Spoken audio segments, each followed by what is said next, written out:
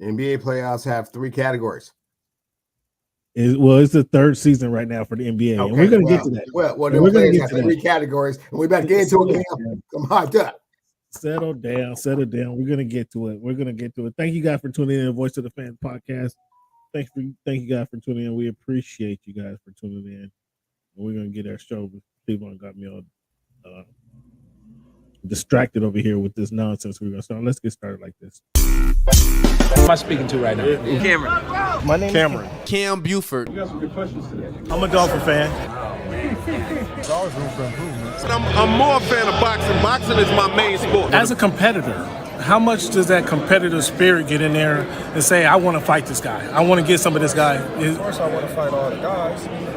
Of course that. But at the same time, like I keep telling you, it's a business. Think about it like this. The promoter pays the fighter. The fighter pays the manager. Okay. So the manager works for the fighter, and the fighter works for the promoter. Okay. If you can see, you can believe. So you are lifting weights currently? It's not like that. When he said it's easier to score in the NBA versus Europe, did you agree with them? To me, it's easy to score all over the world.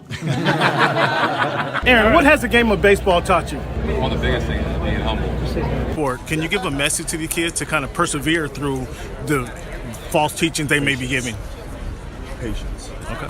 Patience. As the show Voice of the Oh Fan my goodness! continues to I'm in evolve, tears. Come on, you were adding some spice to it. it is strictly banter back and forth between myself and Cameron Buford. I enjoy all of it. The real ones know what's going on, right? Like you said, Pacific Northwest. So, I think it's a big part of my game. And every time I step on the floor, I just want to represent myself. You play this game and you don't turn to win a championship, then why are you playing for?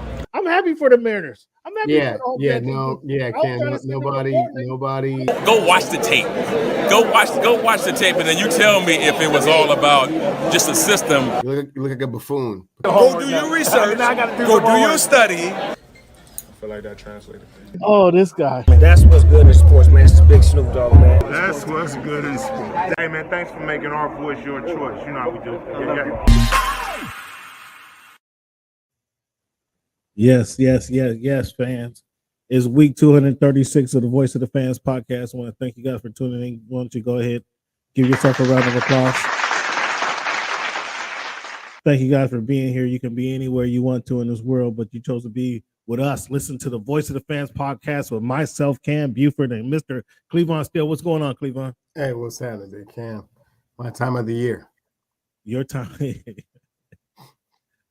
We'll explain to the people what that means, sir. Oh man, that means it is playoff time, and all of my criteria and fruition get put on full display in front of everybody, and we gonna find out. Yeah, we gonna find out what all that hoopla means. That's for sure. Cleavon, we start the show. We got a lot of things we're going to talk about today. We're going to talk about the NFL offseason, as always. There's a lot of things cracking. Some big things going on. You told me last week this didn't matter. You told me a move last week that was made over the weekend. You told me, Cleavon, last week did not matter, it meant nothing. We're going to get to your explanation once we know now that the ink is dry out there in Baltimore. We're going to talk about that. It's NBA playoffs, as you mentioned. We got playing tournaments going on right now. Atlanta shocking the world by smacking the Miami Heat around. We're going to talk about that. We're going to smacking around. We're going to talk about some boxing. It was a hell of a weekend for combat sports. I don't know what kind of sports fan we got out there, but for combat sports, it was a hell of a weekend we had. We're going to talk about that. And as always, we got this week in history. But our new segment, Mr. Cleavon, we got our top five shows topics we're going to get into. Obviously, we're going to get into big time today is we're going to announce I'm going to give you my NBA top 15 players in the league. All pro, 1, 2, first, second, and third team. I'm going to reveal that today. All NBA, first, second, and third team. We're going to get your response. Going to give Cleavon a chance to respond and retort. He says, is this time of the season? Like, you have to be special to get to this time of season. Not everybody gets here. So for you to narrow it down and come in after half the work is done, I mean, after everybody. No, Cam. I'm just an expert on what's going on at this time of the year and year. You're still kind of learning the ropes. I'm trying to bring you along as quickly as I can, but hopefully, we get on board on the same page eventually. I said I'm learning the ropes. Well, we're gonna see what's going down because we're gonna talk about the NBA third season getting underway. Like I said, we had boxing. It was a big boxing weekend. We had UFC going on, so it was a big combat sports weekend. We're gonna talk about those matchups. See how many of those matchups Cleveland caught. And as I mentioned, the Baltimore Ravens, they brought in a wide receiver to try to lure in their quarterback. Let's see if it works. We're gonna talk about that. I want to get Cleveland. He already told us last week it wouldn't work. Let's see if he changed his mind now that the deal is done. Again, we got the NFL offseason, a lot of things going on to talk about. And then Cleveland Tiger Woods out there looking like Willie Mays. Can't find the ball in the air in the center field, running around chasing the ball after it hits the ground. I don't know what you call it, the Masters, but Tigers, you've done enough, Tiger. you've done enough. I don't think you walking around struggling to get on and off the cart and get to the ball and to the tee is. I don't think you want to do that. So we're gonna talk about that too. I want to get your feedback on that. But like we do each and every show, we've done Cleveland for now 236 weeks of this iteration of the Voice of the Fans podcast. Cleveland, it is April 11th, 2023. Damn, you're old, Cleveland. 2023, week 236. Cleveland, when you think of the number 11, who wore that number the best? Or who first come to your mind when you think of that number? Uno. It's Isaiah Thomas and Isaiah Thomas. You know Edgar Martinez? No. Do you know who Edgar is? Do you know who Isaiah Thomas is? Edgar might be the second player to be inducted into the Hall of Fame as a Seattle Mariner? Is he the first or the second? Isn't Isaiah Thomas one of the top 5 greatest point guards to ever play basketball? He might be. Okay. He might be. Okay. When you think of the number 36, week 236 of the Voice of the Fans podcast, what do you think of the number 36? Who wore that number the best? Or who come to your mind first? Again, unanimous. Jerome Bettis. The bus. Again, I'm gonna ask you about a Mariner. I thought you was a Mariner guy over there. Yeah, Gaylord Perry. You remember Gaylord with would he have the little pad, scruffing pad in his back pocket with the emery board in the back pocket? Wasn't that Gaylord Perry? You just said the bus, right? I said the bus. You said Gaylord Perry. So Timmy Smith, come on, Timmy Smith. You don't remember Timmy Smith? Oh, I sure do. Put up 200. He's a Super Bowl MVP. Great. Good Did they give him the MVP? Did he? Bus want me money. Plus, he's top 10 all time and yards. And he got a ring. So there you go. You're a little biased. He's a good guy. Met him in Vegas on numerous occasions. One of the coolest cats you ever want to meet. Oh, he won you money. You didn't have to say no more after that. Your decision. Any question that ends with Jerome Bettis, you gonna end it with Jerome Bettis, huh? Well, I mean, he did win me some cheese. So, well, Cleveland, last week you told us flirting around with Odell Beckham would not lure Lamar Jackson into camp. Now that they got the deal done with Odell, you see Lamar and Odell kicking it at the club in Miami, South Beach. Do you think Lamar is coming into camp? Haven't seen him yet. Have you, Cam? What's that? I said I haven't seen him yet. Have you?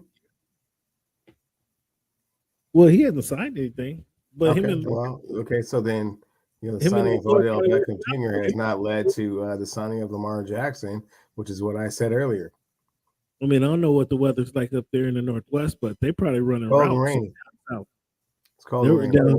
In Miami, they can run routes. They can put on their shorts and tank That's tops. cool. That's great. Routes and get some. Last I rhythm. checked, Lamar Jackson was not under contract by the Baltimore Ravens, so Well, he has- franchise tag on him. I mean, that's great, but I mean, He's over there- he doesn't have to be he's over doing there, anything. if you will. He has the 10 weeks to sign their deal. He's like their property for the next 10 weeks starting the season. Okay, wow. So he really don't have to tough do way of nothing. looking at it, Cam. Yeah, he's their property for the next 10 weeks. I mean, that's kind of the way it is. And he needs to play. He needs to play 6 games to get like this season under, to get acknowledged for a complete season. So he'll be there. It's whether how happy he'll be when he's there. But now he has somebody to kind of throw to. You don't like that? You've been Odell Beckham since the untimed and misread pass he caught from Eli Manning that went viral. You've been an Odell Beckham man, claiming he was the best, this and that, claiming he was the best. If I remember correctly, you said he was the best coming out of LSU. Now you're poo-pooing the signing of Lamar. You're just poo-pooing the signing of Odell Beckham for Lamar Jackson. Cam, that was 16 years ago, man. That was 2006 or 7 that happened. Well, he just won a Super Bowl 2 years ago, wasn't it? 2 or 3 years ago. He played no games last year, right? And only like 3 or 4 games a year before that. He was saving his strength. He was saving his strength to get stronger. Oh, for now, to go to Baltimore and play in the winter cold. Oh, okay, cool. See how that works. Yeah, no. So who don't you have faith in? Let's get this clear. Let's get this on record, fans. Who does Cleveland not have faith in? Is it Lamar Jackson or is it Odell Beckham Jr.? Well, I think it's a combination of the two, Cam. No. What do you mean it's a combination of the two? I mean, if we're putting one of the Lamar other, Jackson can do. You see what Lamar Jackson can do. If we're putting on one or the other, the MVP, the former MVP of the NFL. You seen what Lamar Jackson can do. The former MVP of the NFL, Mr. Hype Odell Beckham, is hyped up in Cleveland. Hyped up as a Giant, hyped up in Cleveland, hyped up as a Ram. Won a Super Bowl, but he got hurt. He was on his way to a Super Bowl MVP, wasn't he? Potentially. Got injured, blew out his knee, and he's been rebuilding ever since. So I want you to tell the fans, Cleveland, who, since you say it's not going to work, since you're such a pessimist in this situation, saying it's not going to work in the cold in Baltimore and the offense they run and Lamar Jackson's limitations. I want you to tell the fans today who you have less faith in, Lamar Jackson, the quarterback, or Odell Beckham, the receiver who you applauded for the last 10 or 13 years. Less faith in Odell Beckham Jr. Wow. Well, how quickly we changed our minds, man.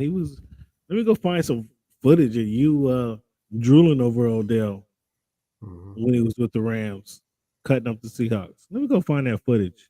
2003, 2004. Yeah, you can find that. Footage. The Buccaneers is going through their little uprising now. They signed Chase Edmonds. What do you think that does to them? But then I think more importantly, Devin White recently requested trade. I think that's kind of more important than actually signing Chase Edmonds. What do you think?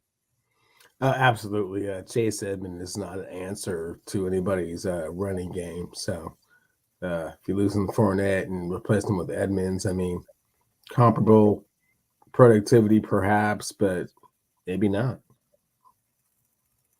What do you think of it? Devin White is John Pete. You heard them dialing down there to Tampa. I think 904. They know the 206 is. They can always call the line's always open, man.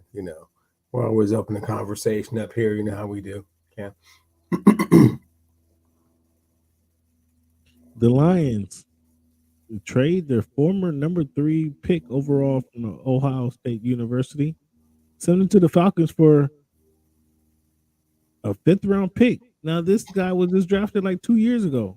How quickly is that the Falcons being hungry or the Lions recognizing that it's a bad move right there? Lions recognizing it was a bad move. It's a new regime that has a different set of expectation and criteria for who's really good and who's really not. And hey, man, he doesn't fit the program. And all they got was a 5th round pick. Hopefully they got something else. That was the highest pick. I don't know. That's kind of questionable. The Cardinals HC Gannon said he wants to do what's best for DeAndre Hopkins. I heard rumors of DeAndre Hopkins actually lining up on the opposite side of Odell Beckham. Did that put fear in you? If you got Odell Beckham on one side, DeAndre Hopkins on the other side? Man, Cameron, nah, man. That's two cats that are from the South that like really. You don't want neither. Wait. You just told me you guys was flirting with DeAndre Hopkins last week. The Seahawks. We are. It's not nearly as cold in the winter in Seattle as it is in Baltimore, man. Ooh, it's cold. Both of you guys on the water. What you talking about? Both of you, they both playing on the water, regardless. I'm so sorry. You think it's as cold in Seattle as it is in Baltimore in the winter? It's equal. There's frost outside. You got to straight that, Playboy. It's equal. Let me tell you. No, it's not. It's way colder in Baltimore. It snows in Baltimore. Okay, so listen to me. You got you don't like that combination of Hopkins and Odell Beckham Jr.? It's great. They were in Arizona, but they're in Baltimore with Lamar Jackson coming to them. So you just keep dogging what do we do with Lamar Jackson? You got to trade him? You got to send him to Arizona for anything to work? What do you do with Lamar Jackson? I mean, as we said, as we spoke about this earlier, I think his best landing spot is the 49ers, but he's not there. I think his second best landing spot is the New York Jets. He's not there. So what do the Ravens do? If you're the Ravens, you just say in the weather, screw it, we're just a running team. We got to franchise him. I mean, you get those guys, and you hope that they can have the same impact that they've had for previous teams, but not really. Are you looking for just another Jerome Lewis? Willis Lewis ran for 2,000 yards. Jamal Lewis. Jamal Lewis. Are you just looking for another Jamal Lewis? Is that what you're looking for? Some balance. You're looking for some cohesion in the offense. You're looking for some. But you just shit on. I just gave you two guys. You just you shit on Odell Beckham Jr. You say you don't have no faith in him. Then I give you Hopkins. You have no faith. What I said, Cameron, is that they're old and they're going to a cold weather team. If they were old and they were going to the Los Angeles Chargers, I'd be like, ooh, let's get excited. They're going to the cold. Wait, you would get excited if you were the Chargers and they would get Odell Beckham Jr. or Hopkins? Why would you get excited over those guys? I don't get it. So you're saying the cold, they just can't play in the cold. They will not reach their maximum potential playing in the cold from late October, all the way through to wherever they go. No. So if you're Baltimore Ravens, what type of receiver are you looking for, Cleveland? If your criteria, younger, can play in the cold, hasn't had as many injuries as those two players. Those two receivers have had a multitude of injuries the last 3 years. So is it age that you're saying they can't play in the cold, or is it their skill and ability that limits their production in the cold? Which one is it? Their age limits their production in the cold. Okay. All right. Well, all right.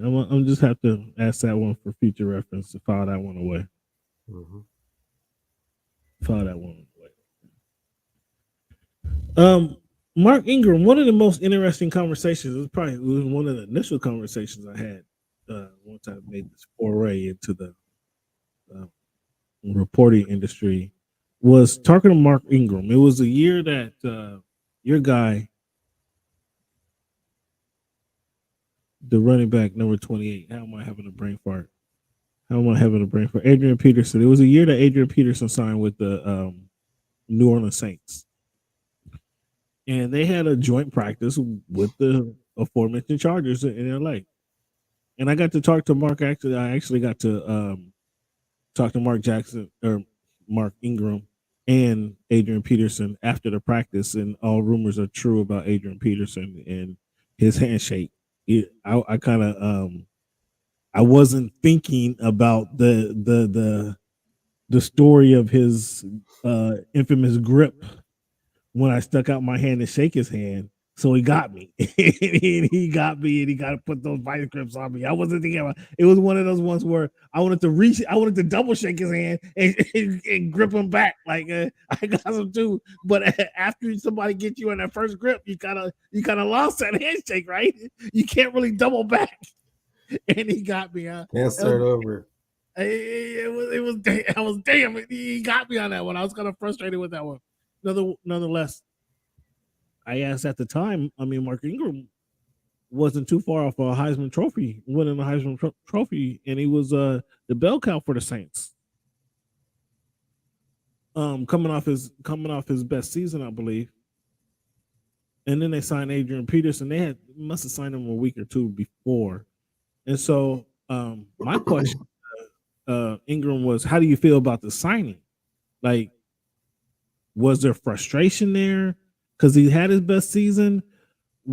That's kind of what I expected there to be, some frustration, because then they go out and sign Adrian Peterson. Now, Adrian Peterson at the time, if I remember, correct me if I'm wrong, Cleveland, he was coming off of the situation where he was suspended for some games, played a couple games for Minnesota. His contract was expired. They didn't re-sign him, so he was looking for a team to go, and the Saints picked him up. I think that's a scenario. So he missed a season and a half, played a half a season, and then the Saints picked him up. If I'm mistaken, or if I'm not mistaken, that's how the scenario went. But you knew at the time, Adrian Peterson, more than likely you were expecting him to take most of the carries, because you're expecting, although it wasn't the season before, but that's Adrian Peterson. And though he hadn't played, he was healthy. There was no rust. You expected Adrian Peterson to take a bulk of the carries when he signed with the New Orleans Saints. You didn't expect him to be a backup at that time. And my question to Mark Ingram was like, tell me your thoughts on what this situation, having them sign him after coming off of your best season. And he was like, well, having two backs in the backfield, that's going to preserve us both for long term. I'm thinking he's going to be upset about this. There's going to be something there, some tension or something. He's like, no, it's going to preserve my career. Not only I don't have to take all these carries, but now I got the team has somebody they can depend on. I was like, that's a very smart, intelligent outlook. Right now, he's just in an article I read earlier today, he's crediting splitting backfields because, then he was with 43. Why can't I remember these guys' names right now tonight? What's 41? Not 43, 41. Kamara. Yeah, so now he split time with Alvin Kamara for a while. So that does make a lot of sense. Cleveland, which do you prefer? Would you prefer the one bell cow back that you can give the ball to 350 times a season, or would you prefer the split backfield where you're splitting those 400 carries between two backs? Which, if you're designing a team, Cleveland, which do you prefer? Bell cow, Cam. We're giving the ball number 27 every time. We're giving the ball number 29 every time. We're giving the ball number 22 every time. We're giving the ball number 32 every time. But you see, okay, so I mean, I can see the difference. I can see the benefits of both. But you see, when Bill Parcells brought in Dave Meggett to kind of help out Joe Morris, like that changed the game. Because now you got he brought him in to help out Joe Morris. He didn't bring him in to help out Eric Dickerson. He didn't bring him in to help out O.J. Simpson. He didn't bring him in to help out Jim Brown. He didn't bring him in to help out Walter Payton. He didn't bring him in to help out Earl Campbell or Barry Sanders or Emmitt Smith or Adrian Peterson. Okay, I got you. I feel you. I mean, there ain't no argument for that. I'm trying to think now shuffle through my head right now. Who was the best part-time running back right now? And I'm like, outside of Bo Jackson, like I'm really struggling to Emmitt Smith had Moose, right? Daryl Johnston.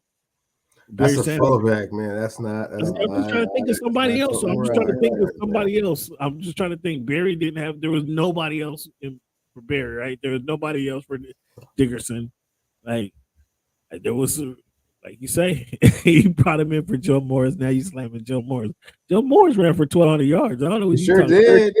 Back when 1,000 yards meant something. But yeah, I mean, the advent of by Bill Parcells bringing in the scat back, though, that kind of changed the game. You know, unless you got Marshall Faulk, man, you're gonna have to do.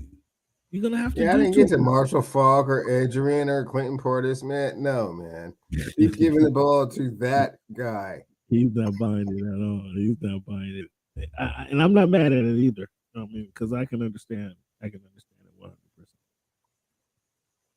All right, Cleveland, we're looking at the draft right now. We got the draft is next week, right? Is the draft? No, we got a couple weeks, Cam. You sure? Man. You sure? 27th, I think.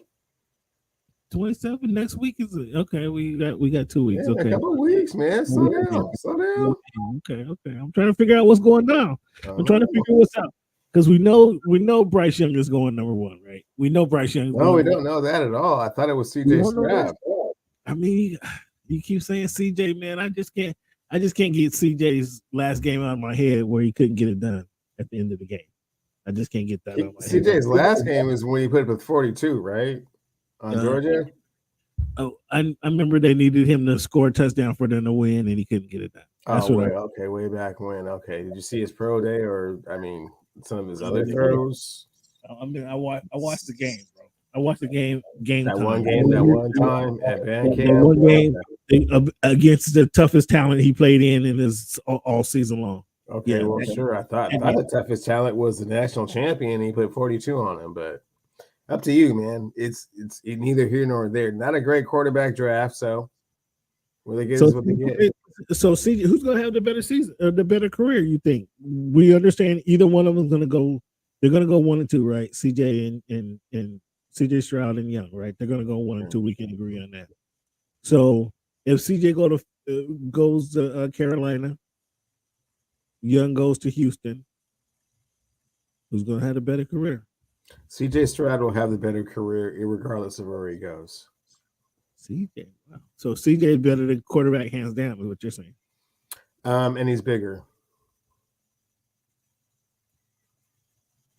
And he's bigger at Cleveland. You just raved about a quarterback for 11 years that was a way thicker, way more durable than Bryce Young's frame and stature.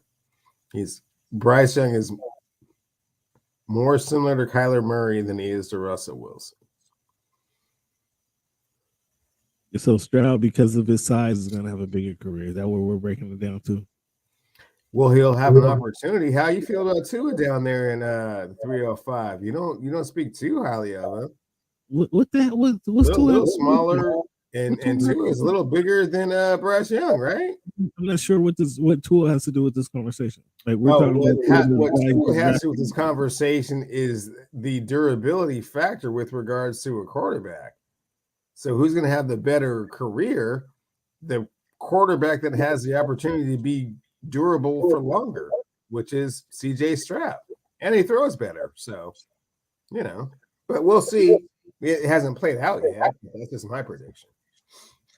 Okay, I mean that's what I'm asking because I don't believe C.J. Stroud's gonna have a better career than Bryce Young, and not that Bryce Young is gonna be great, but I don't know how Tua falls into the conversation. Bryce Young Tua falls in the conversation that he's a small quarterback that gets hurt a lot, and I think that Bryce Young is going to fall in that same category. A small quarterback that gets hurt a lot. We've seen Tua get hurt in college, though. We haven't seen that out of Bryce Young, have we? Have we seen? No, not yet. I believe he missed a couple of games last year, but I mean nothing major. Right, exactly. But Tua has major injuries, so I don't understand how Tua comes. Well, I mean, I'm not quite sure which offensive line you have more confidence in, the Carolina Panthers or the Houston Texans, but he's going to take a beating. Yeah. I mean, they both probably need some work. That's why they're drafting 1 and 2 respectively. But what happens at number 3? What do the Cardinals do at number 3? Do they trade back? Do they take Will Anderson? What do they do at number 3? What's your thoughts? It all depends on who moves up to entice them to get that draft pick. Should they move it to what you call it? The Colts move one back because the Colts is going to take a quarterback. Do you trade it to the Colts or do you get a bigger deal and move further back and not get Will Anderson? It depends on who your trade partners are. It depends on how desperately they want that quarterback, that next one after Bryce and CJ. It's too early to tell. I mean, we're a couple of weeks away from the action, man. You kind of got to know what you're going to do. You don't got to know until draft day what they're going to say. Okay, so what would you do if you were the Cardinals? Would you wait for the biggest? I would trade it if you gave me 2 firsts and 2 seconds for the 3. You can have it. I'll go all the way back to 10 for that. You go all the way back to 10 for 2 firsts and 2 seconds for that pick? Oh, for sure. Who's at 9? Somebody's at 9. Who's at 9? They were gonna I think who's at 9 was offering. Look it up for me. Who's at 9? They were offering the number 9 pick, and next year's number 1. So would that be enough for you? If you got the number 9 and next year's number 1, would that be enough for you to move out of the top? No. That's 2 number 1s. That's 2 number 1s right there. The Bears have moved back to 9. The Bears are at 9. So okay. Well, there you go. Would you do that? No, they couldn't be. The Bears don't need a quarterback, so they're not going to trade. So it's not the 9 pick. I thought it was a 9 pick. The Bears wouldn't be doing that. Nonetheless. So no. Give me a 1 and 3 2s or 2 2s. I mean, look what Trey Lance got, right? I mean, that's a crazy deal and he's a bomb though. Dolphins got over on that one. Not a bomb just yet, but I mean, that's the going rate. Right? He's not even a starter. So we got NFL.com, their top 5 goes Young, Stroud, Anderson, Richardson, and then have the Seahawks drafting T. Wilson, the edge rusher out of Texas Tech, I think it is. How you like that? You like that Texas? You like that edge rusher? Safer. I mean, obviously, the bigger risk to reward is Jalen Carter. Then they have coming back and taking Hendon Hooker at number 20. What do you think of Hooker at number 20? Been hearing more and more about that, man. And I saw his his little Manning camp thing. He's seems to fit here. It seems like he would fit here. Oh, look at I don't know how it is. I'm not ready to no. Last week it was a no, absolutely. But I still feel no. I feel a little closer, like, oh, I see what cats are talking about, but no, I Oh, don't. he's warming up. He's I warming don't want up. him at 20, man. I want him second, third round. Yeah, He ain't gonna be there. He's not gonna be there in the second round. first pick. We have the second pick in the second round, don't we? Or fifth pick in the He's second not round. gonna be there. At number, if he's there at number 20, you're gonna be lucky. It wouldn't break my heart if Hendon Hooker wasn't there and we had to pick somebody else dominant and then get a quarterback next year. Wouldn't hurt my feelings, man. What do you mean Truthfully. dominant at number 20, man? Dominant at number 20? Yeah. Okay, so Bucky Brooks had you guys taking Carter at number 5, Richardson at number 20. Ooh. If that works out, Cameron, wow. You like that? You like Carter anyway. That's you've been dropping salt on his name all off season. Oh my goodness! I mean, picture this draft, Cam. Carter at 5, Richardson falls to us at 20, and Bijan falls to us in the second round with the the first pick of the second round. I mean, is it Christmas out here? Is it Christmas in April? Bijan is gone in the top 10. Hey, the Bears will take Bijan at number 9. The Bears should take him at number 9. Come on, stop it. Bears have other areas to address. What's the friend of other needs? What's the best friend of a quarterback? Strong running game, Cam. There you go. But why would you go anywhere else? You need a running Well, because game. it's a top 10 pick, and you can get that. You can get that in second, fourth, fifth, eighth round. How you gonna get that in the second round? You're scheming to get him in the first with your number 3. No. The second pick. The first pick in the second round, which is like the 5th pick in the second round. Pro Football Network, PFF, has the Hawks taking Joey Porter Jr., the cornerback, at number 5, and trading out of the number 20 pick. So they only make that first pick. What do you think about that one? Yeah, they don't know the Seahawks. It would be the other way around for sure. They would trade out of the 5 before they ever traded out of the 20. 5 gets you all kinds of picks, really, really high for a long time. Trade out of the 20 gets you some picks. If they want to come to 5, you better come with the County Monte Cristo deal, man. Just dump the wheelbarrow with the gold out, man. Mel Kiper Jr. has Young going first, Stroud 2, Richardson 3. The Kentucky quarterback going number 4, and Carter going to Seahawks at number 5. Although I think that we would take Will Anderson if they were both available. Yeah, Will Anderson looked like a beast, man. He looked more beastie in my eyes. I don't know about what you've seen, but Will Anderson looks more beastie than any of these quarterbacks. But Hendon Hooker, man, if he fell to number 20, that would be if you had Bijan and Hooker at number 20. I don't know which direction you go. I don't know. I don't know which direction you go, really, because then that would give you.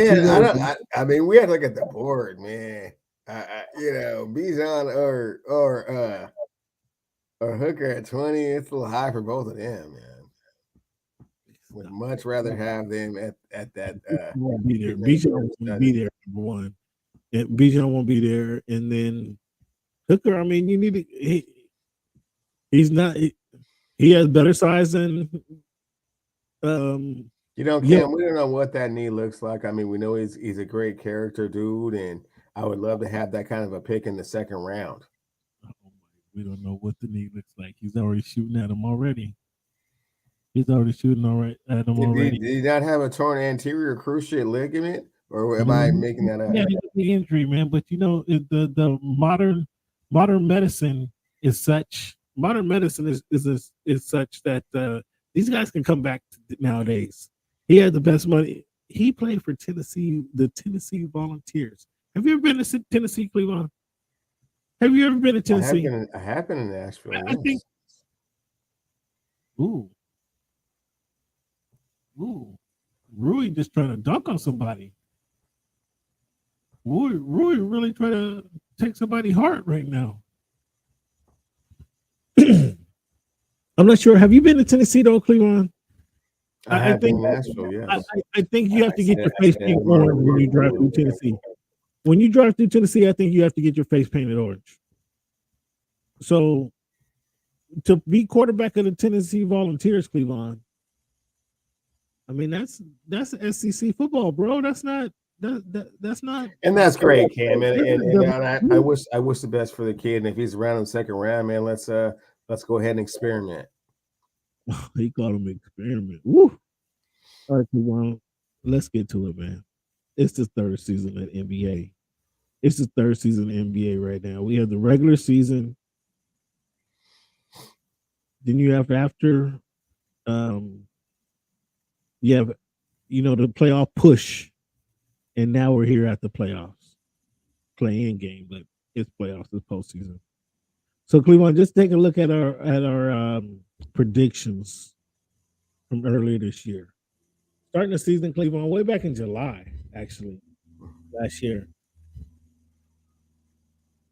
I had the Brooklyn Nets and the Los Angeles Clippers going to the NBA Finals. I had called that in July. Well, we've seen Brooklyn disintegrate. We've seen the Clippers suffer through injuries. Trials and tribulations, Cam. Trials and tribulations. So February of this year, just a couple months ago, amended my pick.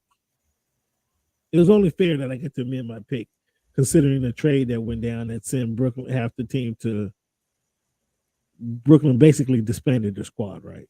For all intents and purposes, they blew up their squad. Sent Kyrie, sent half of them to Dallas, the other half to Phoenix. It really wasn't the team I counted on. So, executive decision, I amended my pick, and I picked the Milwaukee Bucks to face the Los Angeles Clippers in the 2023 NBA Finals. That was my prediction just as a couple months ago.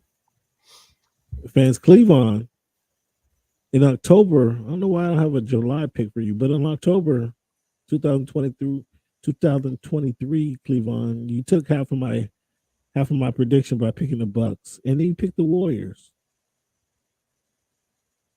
And Cleveland, in December 2022, both those teams, you were out on both of those guys, the Nuggets and the Bucks, or the Warriors and the Bucks, excuse me, because you amended your pick to take in the Nuggets and the Celtics.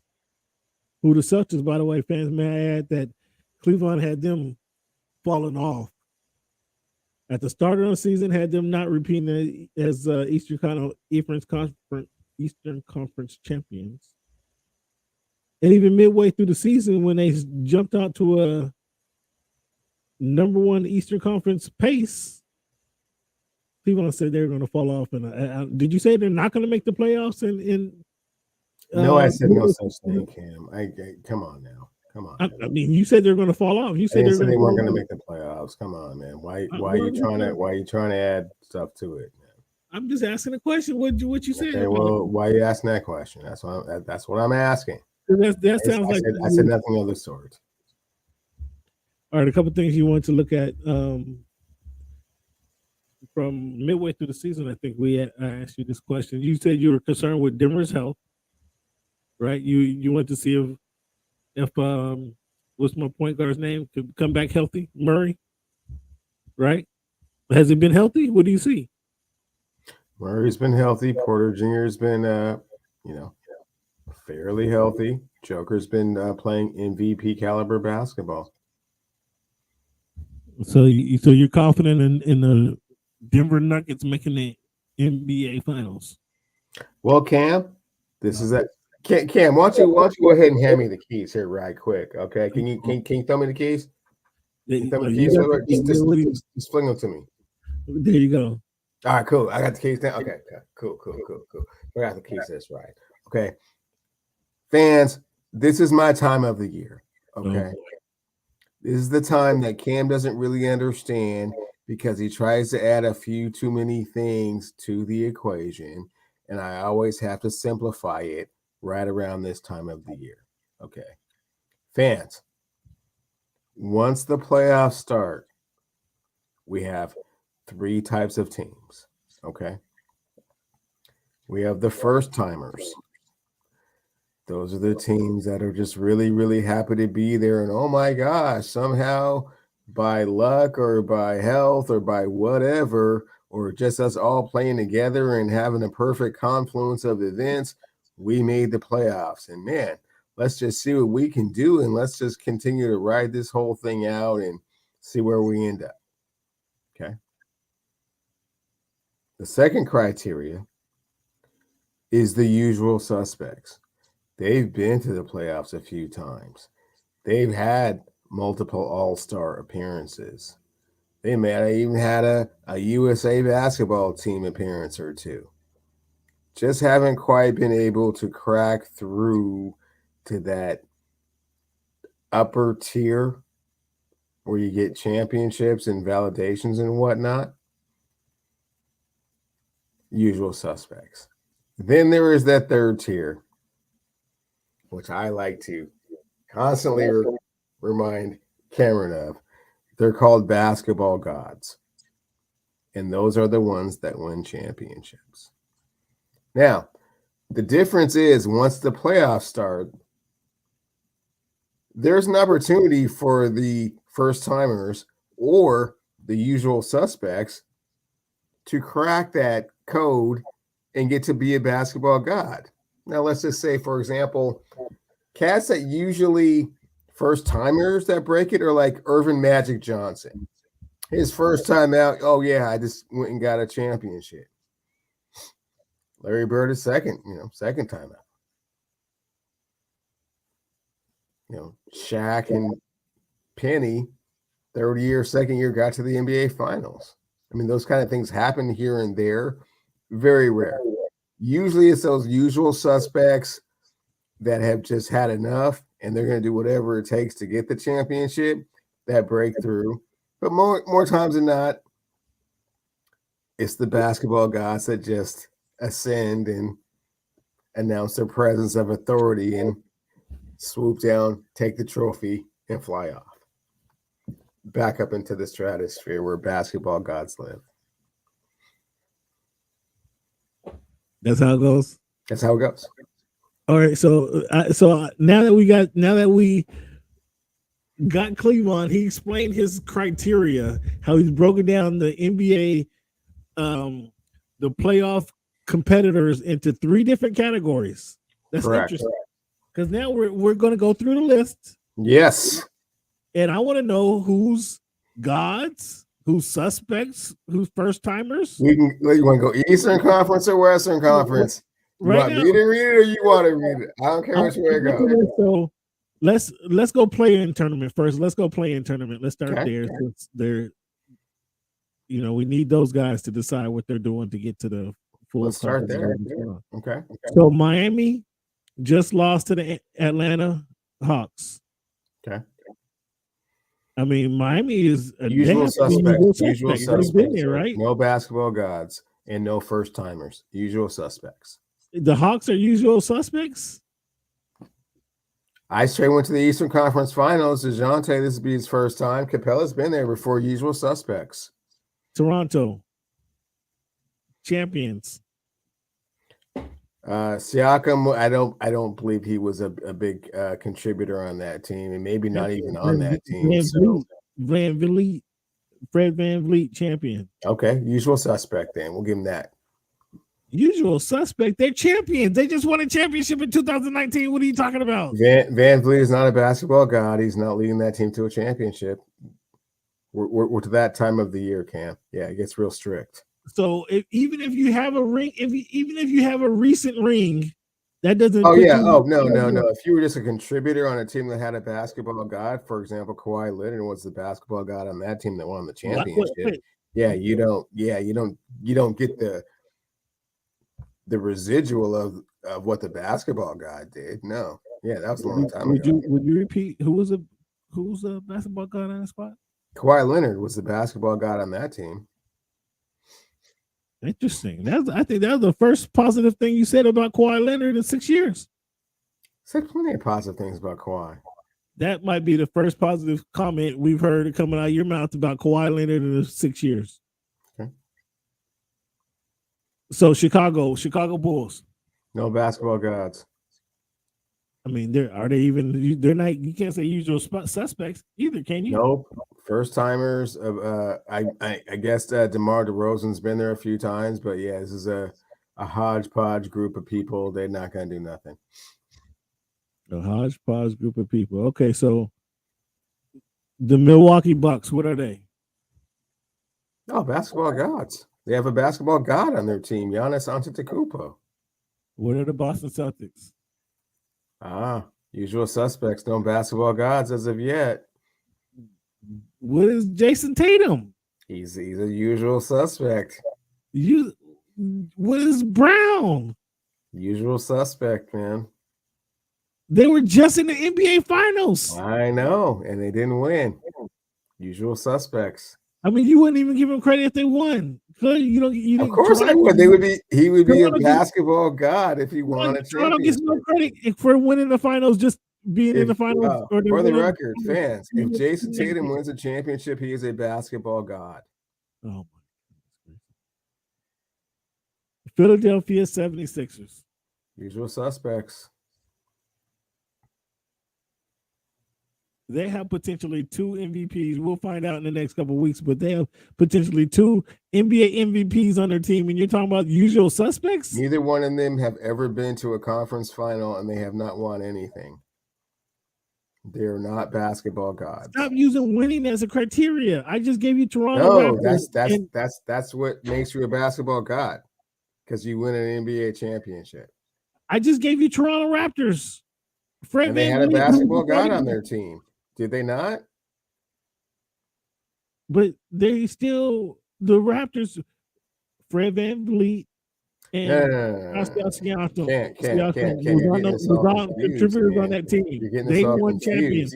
Just because you're on a team that has a basketball god on it doesn't make you a basketball god. Just means that you reap the benefits of being on a team with a basketball god. So Fred VanVleet gets the residual benefits of playing with Kawhi Leonard. Doesn't make him a basketball god by any stretch of the imagination. So this is so funny. This is so hysterical. I don't know where this little breakdown came from, but I haven't heard this BS. It's always been here. You just have been very reluctant to listen. I don't understand. This is not new news. So the Detroit Pistons, who won the NBA championship in 2004, were they first timers?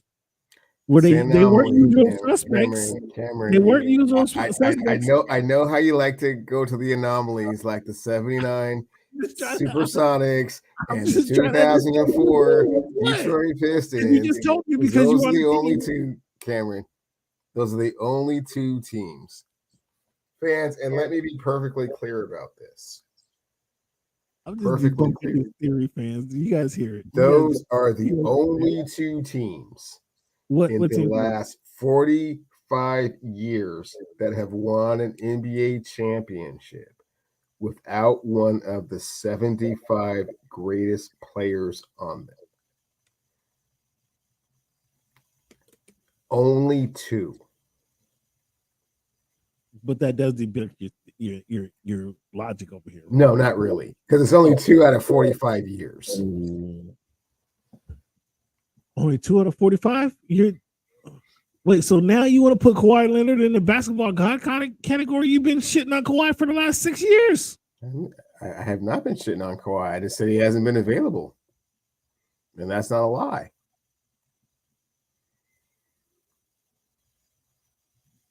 I'm trying to think. Toronto is the only one I can think of.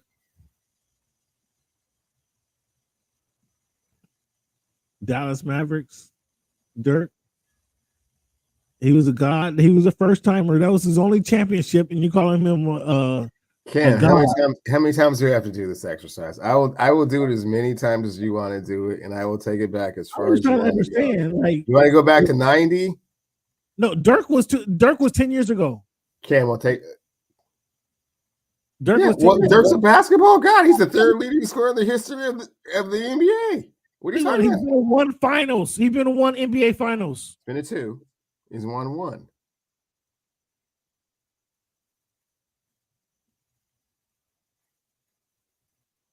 All right. So we're gonna have to put a cap on that one.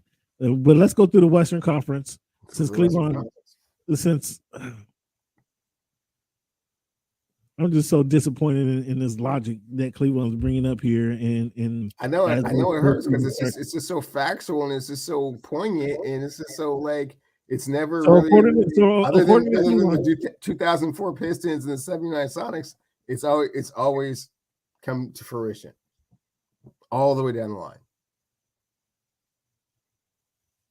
But back to the Western Conference. We're on the West, right? We're on the Western Conference.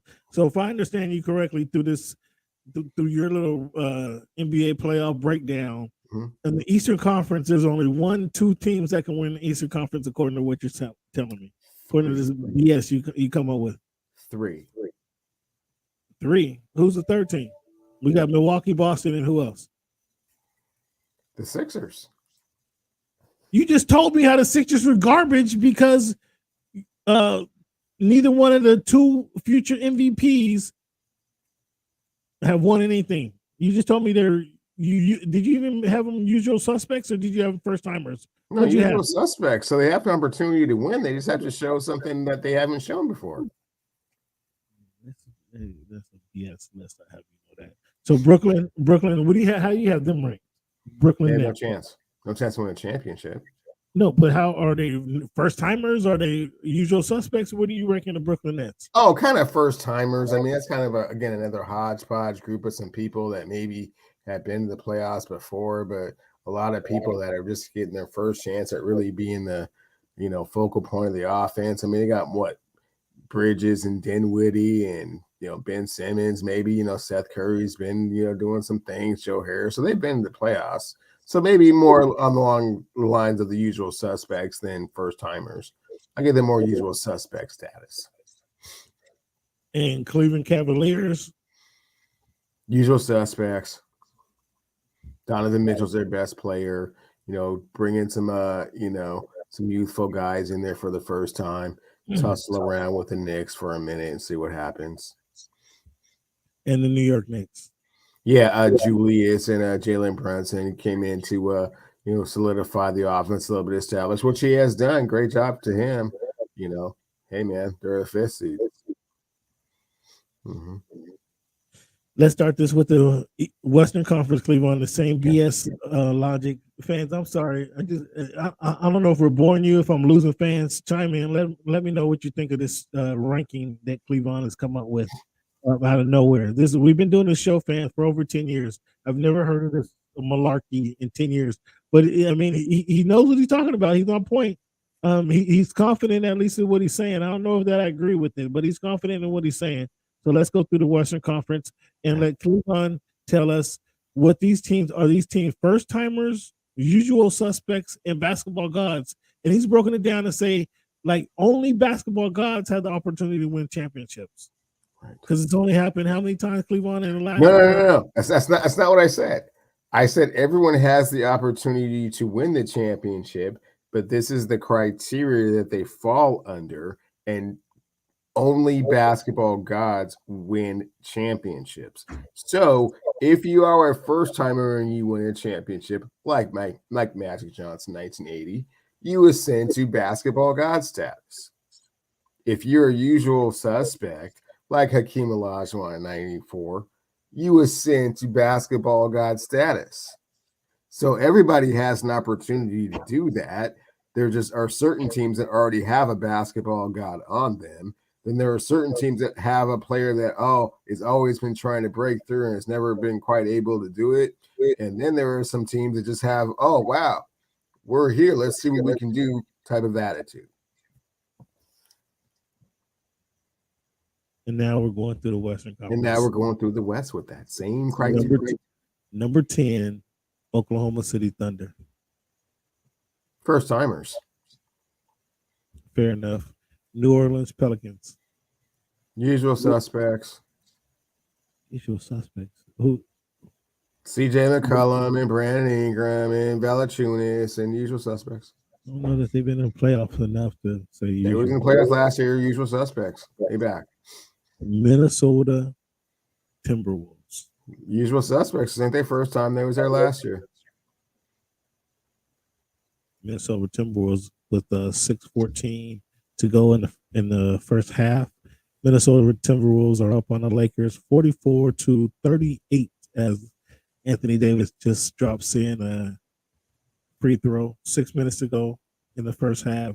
Minnesota Timberwolves up 44-38 over the Los Angeles Lakers in the Crypto.com arena in downtown Los Angeles. And playing game. And just so happens the Los Angeles Lakers. Are you first timers? No, basketball gods on that team. Basketball gods. Yeah. Where did they do last season? Did they make the playoffs last season? Well, the King LeBron James plays for that team and has been to and went to the championship 8 consecutive years and has 4 NBA championships. You just didn't give me any credit when I told you what the teams has done in the last few years. I tried to tell you Toronto Raptors won a championship 3 years ago. And you told me, "Oh, that's good." Now you want to go back in history? They did. They won a championship with a basketball god on it, and that basketball god is gone. So they don't have any basketball gods on their team because they don't have any chance of winning the championship this year. So the basketball gods are in the playing tournament. What a terrible season that is been for them. Your basketball god squad are in the playing tournament. Is that what you're trying to tell me? Correct. Yes. Sounds like a little favoritism and bias from a bandwagon Laker fan to me fans. Let's go to number 5 team. No, we're number 6. So let's not shortchange anybody. Number 6. Golden State Warriors. Basketball gods on that team. Gods. Defending NBA champions. Yeah, basketball gods on that team. The number 5 team and future 2003 NBA champions, Los Angeles Clippers. Well, they have a basketball god on their team. His name is Kawhi Leonard. Wow, that is the most praise you gave Ballmer and the Clippers. That's the most praise I've heard. That person don't know football then. That's the most praise we've heard since. You look like a buffoon. I'm blowing it. I'm a little blowing it right now. God bless Mr. Ballmer. That's been the most praise since we had the Cleveland say this. God bless Mr. Ballmer. Number 4, Phoenix Suns. They have a basketball god on their team. His name is Kevin Durant. He's been there 2 weeks. He's still a basketball god. Number 3, Sacramento Kings. First timers, happy to be there. We'll see what they can do.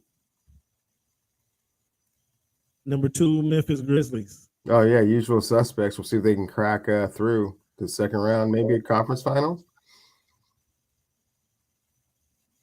And just like that, 44-43, the Los Angeles Lakers have narrowed the lead 4 minutes ago in the second half. Just like that, 2 minutes, they changed the momentum and have your boy Reeves making big plays, converting layups.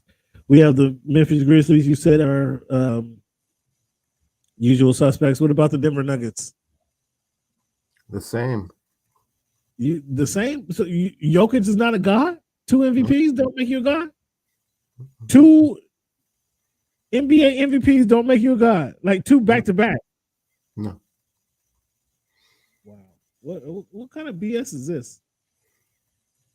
I just explained what the criteria was for being a basketball god. You have to win a championship. He's never won a championship. Yeah, I just pointed out a team, Cleveland, to just dispel blow up. You pointed out 2 in the last 45 years. The Seattle Supersonics in '79 and the 2004 Detroit Pistons. You cannot name another team that does not have one of the 75 greatest players on it that has won a championship. Not one. Is Toronto is Kawhi on the? Yeah, he's on it. Which of these matchups are you most looking up to, or most looking forward to in the NBA playoffs? These first round series. Which one are you looking most forward to? The one I'm looking most forward to is once the can gets past Minnesota, is that Memphis Lakers. Interesting. Should I go to that, Cleveland? Should I go to that game? Oh, without question, that game will be off the charts, man. If you get a chance to get to that one, either one of them. Ooh, wee. Lakers are coming to the Kings coming to town, man. I know. Sunday night in Memphis. Dylan Brooks is talking about he welcomes the key. He's come on, bring it on. Yeah, man, get your VIP to the Suave House, Tony Draper and them, man. A-Ball and MJG, man, get your thing on, man. Get your Memphis thing on. Have fun. Good barbecue. Man, I'm seriously considering. That might be a trip I have to make. Like that might have to be. You said it was close. They seem very hospitable. Those Memphis cats. So yeah, very hospitable.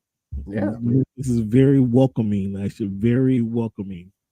Make that trip just to go see what the temperature's like when the king comes to town. See if they can keep up their word. I mean, that's gonna be a good one. That's gonna be a good one. You're fighting off a legacy. You're fighting off a legacy. You're battling one of the gods, as Cleveland would put it. Trying to prove your stature. Two of the gods. Well, I mean, we really don't know who's gonna show up. So we really don't know who's gonna show up and play that game. But they do have one of the gods. I agree to you. They do have one of the gods.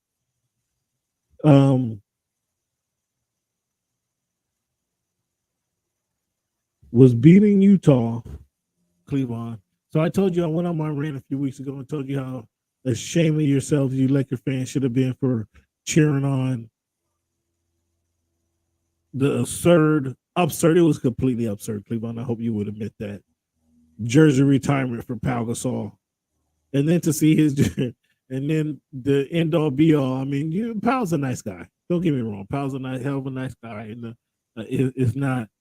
it's not anything against Pau, but the Lakers were just searching for some type of a bit of success at that moment, something to celebrate because the team was stinking it up, and they're looking for something to celebrate, and they decided to retire Pau Gasol jersey. And at the end of the ceremony, when they do all the niceties and have everybody come out and say something nice about them, when they start hoisting the banner up and wheeling it up, and it goes up. And is hanging in the rafters of Crypto.com Arena next to Kobe Bryant and Shaquille O'Neal, you Laker fans should have just shook your head. Or somebody should have cut the rope, actually. Somebody should have cut the rope and not let it go up there any further. Because like your man Dion said, at some point, there's going to have to be different colored jerseys or jackets in the Hall of Fame. Everybody that they let in the Hall of Fame is going to have a different colored jacket because they all don't mean the same. So to hang Pau Gasol jersey up there next to some of the greatest that wore the gold and purple was an embarrassing moment for the Lakers. And you Laker fans should admit that. I mentioned it then when it happened. In fact, we were doing a show when it was going on and they did a BS speak for 20 minutes. And here's another thing, fans, that you Laker fans, Cleveland included, main Laker fan didn't decide to call in tonight. He wanted to bother us any other time. Force his way on the show. He didn't no word from MJ Lover. But your man doing a crown move after beating the Utah Jazz to get into the play-in tournament to crown himself, Cleveland. Cleveland, how many people do you know who gave themselves a nickname? Help me out, Cleveland. How many people do you know that gave themselves their own nickname? You That I Uncle know Simon? personally, or that I've witnessed through my elementary my school, vast middle illustrious school, career of watching sports. Because there's been a lot of people who. Cleveland. How many people do you personally know that gave themselves their own nickname and it stuck? Maybe Yeah, three. exactly. Maybe three. Three out of the 2 million people that you met in your lifetime, Cleveland. Basically, that's a stupid, dumb move, right? To give your own nickname. Where I'm from, on the other side of Lake Washington, you don't give yourself your own nickname. That's number one. Number two, I don't think did you ever see Jordan put a crown on his head? Fake crown on his head? Did you ever see Kareem do anything like that? Wear a fake crown?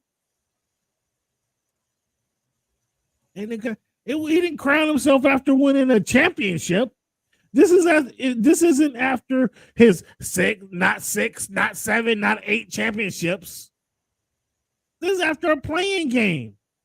Or not even a playing game. This is after qualifying for the playing tournament.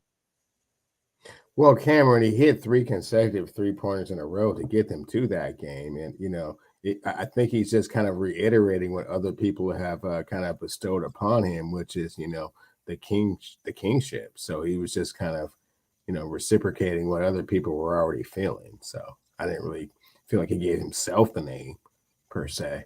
Other people gave him the name. He didn't really start putting the crown on his own head until after breaking Kareem Abdul-Jabbar's scoring record. So shameful. That's shameful. That's my thought on the situation. Shameful for you, LeBron, for trying to crown yourself after beating the Utah Jazz to qualify for the playing tournament. You should have been ashamed of yourself. And Laker fans, you should have been ashamed of yourself for applauding that mess. You should have been ashamed of yourself, Cleveland. Though you'll never admit it, you should have been ashamed of yourself. Cool with it. Cleveland, where did the Dallas Mavericks go from here? Nowhere. They fall apart. I mean, is Luka on the blocks now? Is Jason Kidd getting fired? Jason Kidd's getting fired. Luka is. You can't take Cuban's team from him, but what's going on? Yeah, Jason Kidd's getting fired. They're not going to re-sign Kyrie, and this will be Luka's last year. Start again, unless yeah. So they have to trade Luka to get something for him. So they don't have nothing. That's a. Who do you put this on? Do you put it on Cuban? Who's the GM over there? Put it on Kyrie. Kyrie is always been the wild card, and when it don't work out, then you got to blame the wild card. They got to trade. They had to trade for Kyrie. Like somebody made that decision. We're gonna go get Kyrie. They went and traded for Uncle Drew. Unbelievable skills, and then when it didn't work out, that's why it didn't work out.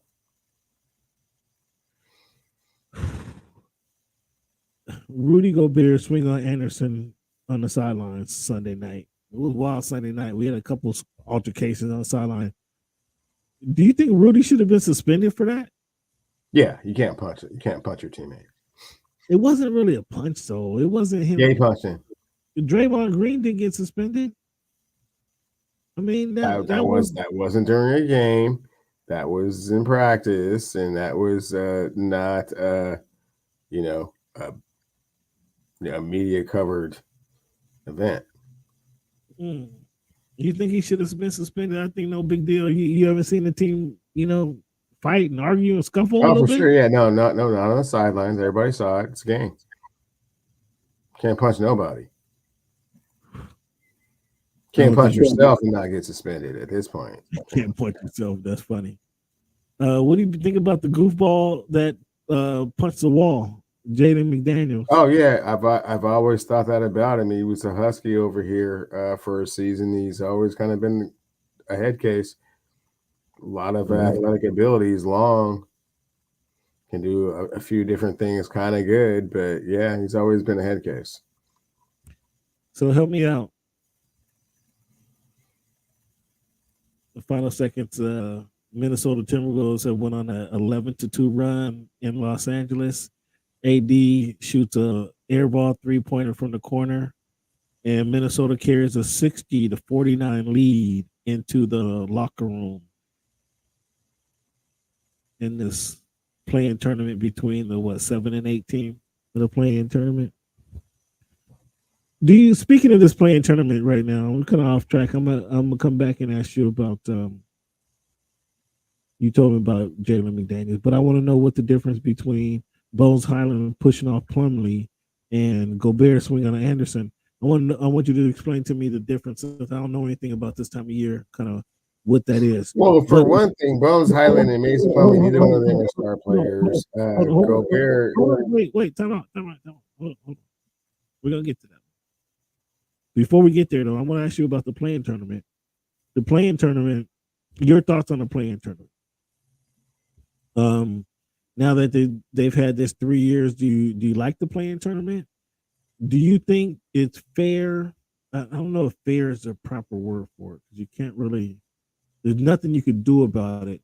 But who does number one, first seed and second seed have to wait to identify who their opponent is, right?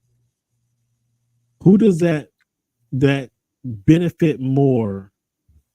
Not knowing who your opponent is until like that final game, because they won't. It's not a benefit for anybody not knowing who your opponent is going to be. That's not a benefit. That's a non-factor in your opinion. It's not a benefit for either team to not know. I mean, how could that be a benefit? No, excuse me. I'm saying who does it benefit more? Is what I'm saying. Who does it benefit more? Does it benefit in this scenario? We'll just use the scenario.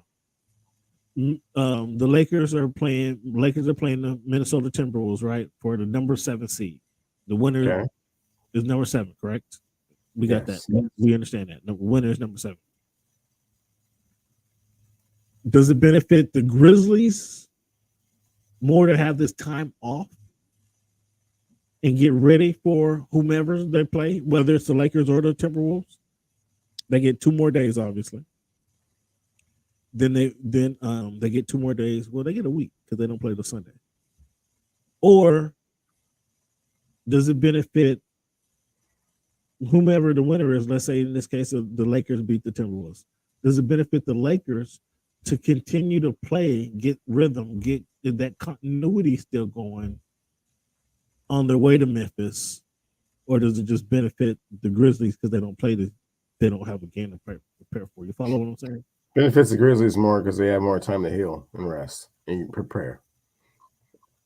So you don't like the thought of playing not consecutive nights. They're not playing back to back, but keeping that rhythm going of every other night playing a game that doesn't. You don't like that. You rather not have your team not play than play games. Is what you're saying? You'd rather have your team get the rest than not play. Okay. All right, Cleveland. So tell me what your thoughts are between Gobert and Anderson when he didn't really punch him. I don't want to say it was a punch. And Highland's pushing off Plumlee. Tell me the differences there. Yeah, Rudy Gobert is 3-time Defensive Player of the Year. I don't know how many times he's been all NBA first team. They traded 4 first-round picks to get him. That is a different dynamic. Adverse, Bones Highland and Mason Plumlee punching each other. It's not the same kind of thing. What do you mean it's not? Explain to me the difference. What, one guy's a journeyman? Sure. One player has established himself as a legitimate superstar in the league, and the other 2 players are 2 bench players punching at each other. It's not the same thing. I'm struggling to understand the difference here. So you're struggling to understand how much more impactful one of your leaders and so-called quote-unquote stars punching somebody is adverse your 9th and 10th players on the bench punching at each other. You see a correlation there? Like Rudy It's Gobert just is some players punching each other. like number one. Rudy Gobert is not like their first, second, or third option. Number one, he's somebody they invested a lot into, but it's a teammate. And number one, it's a teammate punching another. Okay, well, I guess that's why Kyle Anderson felt the need to talk the way that he did. Right, exactly.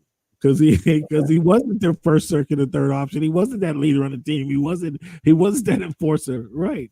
So, I mean, I don't make Bones Highland and Plumlee like, yeah, that's not Russell Westbrook and Kawhi Leonard. Yes, obviously. However, I mean, it's still a bad look to your squad, right? I don't know what kind of look it is. It looks like some bench players kind of tussling over some things that they were kind of running the 82nd game of the season that is not, and neither one of them maybe get more than 10 minutes a game once this extra season kicks in. So yeah, not gonna take it too serious. All right, Cleavon. What's your thoughts on the Miami Heat celebrating Udonis Haslem? Letting them get some run in there. Udonis getting a lob, some 3-pointers up, some dunks up. What's your thoughts on the Heat celebrating Udonis? Love it, absolutely love it. The way that they've always, I guess his last, I want to say at least 4 years, kind of treated Udonis, lifetime Miami guy, high school, college, pros, played with the Heatles, man, always been that guy, and consummate practice player trying to teach the youngins, the right path, and get some run every once in a while. Udonis has one of the dopest tattoos I've seen. Dopest tattoos on his back. Obviously, the dude is 6'8", 6'9", right? So his fucking back is huge, right? On his back, he has the state of Florida tattooed, like the whole state of Florida. Like from shoulder to shoulder and all the way down. He has the whole state of Florida tattooed on his back. It's dope, though. It's dope. And then he has obviously 305 symbolizing, like highlighted, symbolizing different stuff. It's a dope tattoo. It's one of the dopest tattoos I've seen. I have zero tattoos, but if I did have a tattoo, it really have to mean something to me. And that tattoo, I already knew what Miami meant to him before the tattoo, before seeing that tattoo, but seeing that tattoo and putting the two together, like that was a really dope tattoo. Yeah, I mean, just like you say, Mr. 305, who can argue? Fans, next week we're gonna ask Cleavon to announce his NBA MVP, his Coach of the Year, Defensive Player of the Year, and his Rookie of the Year, and he can add most Improved Player of the Year if you like, Cleavon. This week, fans, we're going to introduce to you my 2023 All-NBA team. 2023 Voice of the Fans All-NBA team.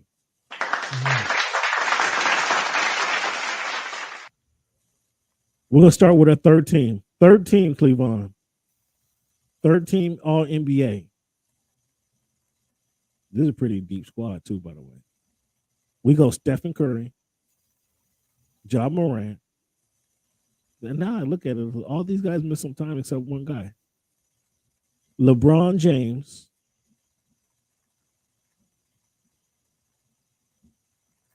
Randall, the New York Knicks Randall, and Anthony Davis. All these guys except for Randall missed time this season. 13. That's my third team, All NBA. What you think about that squad? Not bad. I have to see how this team progresses, but yeah. I'm sorry, what'd you say? I said not bad. I want to see how these second and first teams progress, but yeah, that sounds legit so far. I mean, what do you think? What do you think? I don't know. You really don't think I know anything about this game, do you? Second team All NBA 2023. Voice of the Fans went into the lab, came out with this list. Shai Gilgeous-Alexander, second team All NBA. Shea Gilgeous-Alexander. Donovan Mitchell, second team All NBA. Luka Doncic, second team All NBA. Jaylen Brown, second team All NBA. And Domantas Sabonis, second team All NBA. Cleveland, what's your thoughts?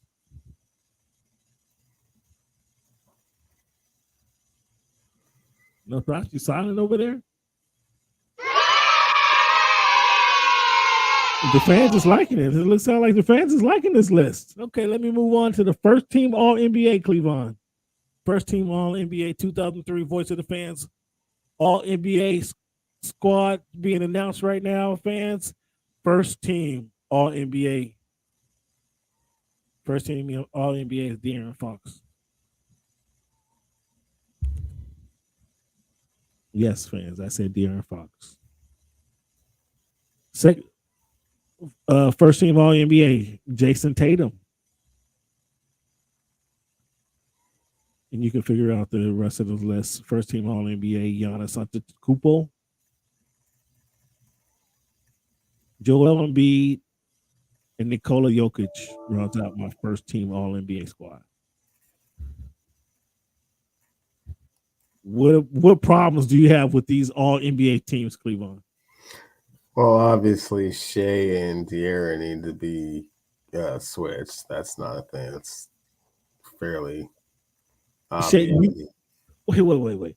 Shea, you want to put De'Aaron Fox, who's led his team to the third seed, bro, and a team in the playoffs? Shea averages 32 points a game in the NBA, bro. They're number 10, bro. They're number 10 in the West. Bro, Shea averages 32 points a game in the NBA. They are number 10 in the West, Cleveland. You can't. There's no way. There's no way. I mean, that just goes to show your basketball naivete. You say something like De'Aaron Fox should be above Shea Gilgeous-Alexander. I mean, it's just wow. Yeah, we can have two centers. Comical on so many levels. The NBA is allowing the two centers. No, you can't really have two centers. Thank you. I was just about to address that one. How are you going to have two centers on the team? The NBA allows it. One has to be All NBA first team, and one has to be All NBA second team. That doesn't make any sense. Yeah, the NBA doesn't. That doesn't. This is what the NBA allows, big guy. They allow for. Okay. So they would allow for 5 centers if that was the way it was. They just as many as you want. Or are there 5 players, 5 centers better than everybody else? I mean, sometimes there are. I'm just asking, given your criteria, is that? But this is actually NBA criteria, big dog. This ain't my criteria. This is. I didn't see your guy Kawhi on there nowhere. That was weird. Why is that weird? Kawhi missed a lot of games. I don't know how that's weird. How is that weird? I can make a objective list. I don't know if you noticed that or not. But my list is completely objective. Got some holes in it. It's not bad. It's not terrible. It's not terrible. But you want to put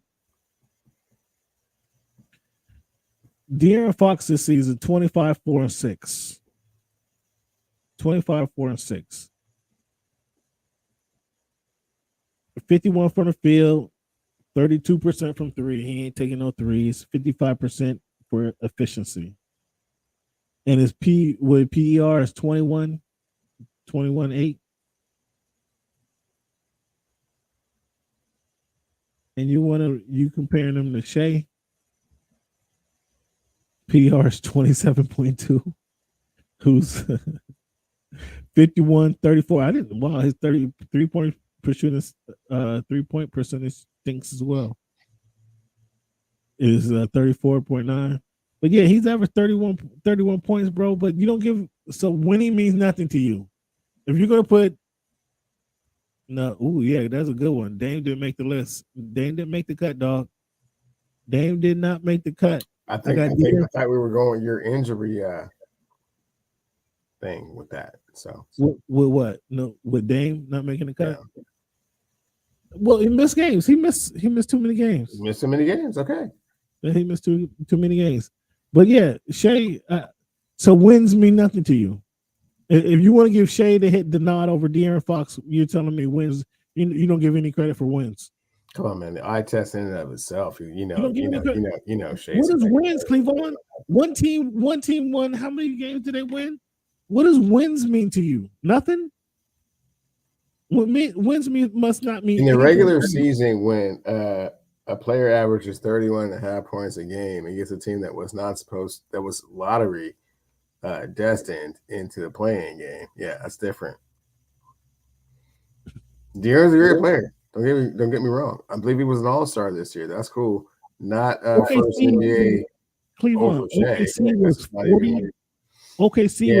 Yeah. The more I kind of try and think about this, the less I agree. In your own theory? No, in your theory. I don't believe De'Aaron Fox is a better player than Shea Gilgeous-Alexander. So I don't believe he deserves first team over Shea because the Sacramento Kings had a better record. No. Sorry. So you don't credit regular season wins. That's it. I mean, somewhat to a certain extent, but not when the other guy is, kind of, very similar and, way more numbers of seasons. You don't respect wins. Just say that you don't respect wins because you're also celebrating a team that is seventh. I certainly do respect wins, but I mean, not when the comparison has to do with, a certain criteria that I just don't think he's meeting. Okay. All right. Well, I gave you guys so that's out of 15 players. 15 players I picked. If you got a quorum of about one position, I mean that's not a bad list. Sam. I say that's a bad list. What do you say, SB? What do you say, SB 23? That's not a bad list. That's not a bad list here. I'll take credit for that. Cleveland, let's take a quick break, man. Let's come back and let's talk about the this week in history. And we got a lot. UFC 287 was wild. Keyshawn Davis was wild. Shakur Stevenson showed out. We got some boxing to talk about too. So hold tight, fans. When we come back, we're gonna hit you guys with some boxing talk. Let's take a little break now here. Who am I speaking to right now? Cameron. My name's Cameron. Cam Buford. I'm a Dolphin fan. I'm more a fan of boxing. Boxing is my main sport. Is the promoter more of an advisor, or are you telling him what you want to do? Help me out in that relationship. You know what, I think people are starting to find out, finally, that boxing is just as much a business, just like the NFL, just like the NBA, just as much a business as it is a sport. I've been a leader. So you've been a leader, okay. So you are lifting weights currently? No.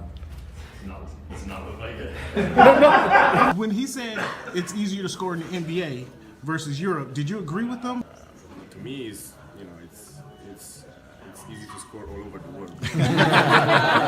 Aaron, what has the game of baseball taught you? One of the biggest things is being humble, because you can go from one night, going 4 for 4, being on top of the world, and I can sit here and gloat and pump my chest and do this and that. And also, guess what? The next night I'm 0 for 4. Can you give a message to the kids to kind of persevere through the false teachings they may be giving? Patience. Okay. Patience. Come on, you were adding some spice to it. Like you said, Pacific Northwest. So, I think it's a big part of my game. And every time I step on the floor, I just want to represent my city. You play this game and you don't turn to win a championship, then why are you playing for? I'm happy for the Mariners. I'm happy for the whole Ken, nobody. Go watch the tape. Go watch the tape, and then you tell me if it was all about just a system. You look like a buffoon. Go do your research. Go do your study. Finish this one for me. Mister, before you let me go. I can't finish that one. What are some of the other things that you're doing to prepare for this fight, this rematch? Masturbating 7 times a day. Seven times? Only Damn, wow. Give me testosterone. Pump it up. Don't. Like sometimes people that talk a lot, they're really not saying anything.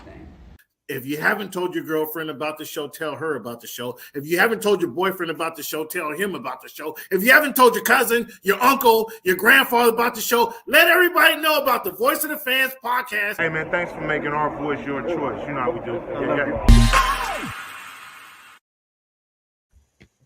What's good? What's good? What's good, fam? Thank you guys for hanging out. Give yourself a round of applause.